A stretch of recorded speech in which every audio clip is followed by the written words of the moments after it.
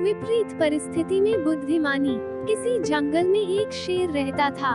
वह बड़ा ताकतवर था, चलते फिरते जानवरों को कभी भी मार डालता था, इसलिए सब उससे डरकर रहते थे। एक दिन जंगल के सभी जानवरों ने मीटिंग बुलाई और आपस में कुछ सलाह की। अगले दिन सभी जानवरों की तरफ से एक लोमड़ी शेर के पास जाकर बोली, महाराज, आप जंगल के राजा हैं।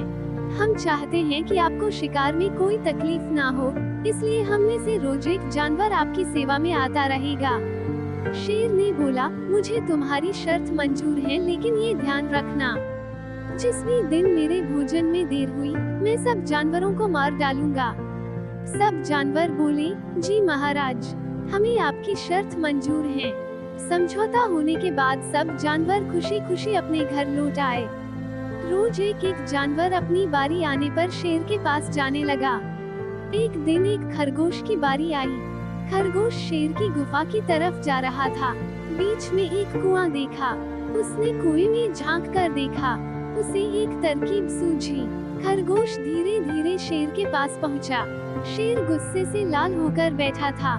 शेर ने खरगोश से कहा, क्यों रे छोटे खरगोश, तू इतना देरी से क्यों आया? क्या तेरे को मेरा डर नहीं है? खरगोश बोला, महाराज, गुस्सा मत होइए, आप मुझे जो दंड देना चाहे दे दे, लेकिन पहले मेरी एक बात सुन ले। शेर गरज के बोला, बोल, क्या कहना है?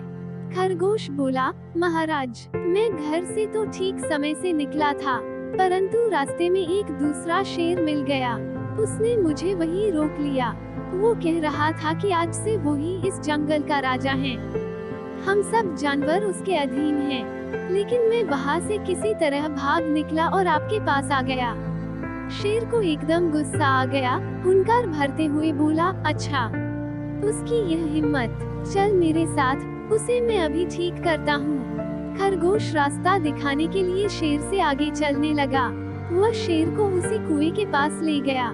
खरगोश बोला, महाराज, अभी अभी तो वो यही था, लगता है आपके डर से कहीं छिप गया है। देखता हूँ, देखिए इस कुएं में तो नहीं छुप गया है।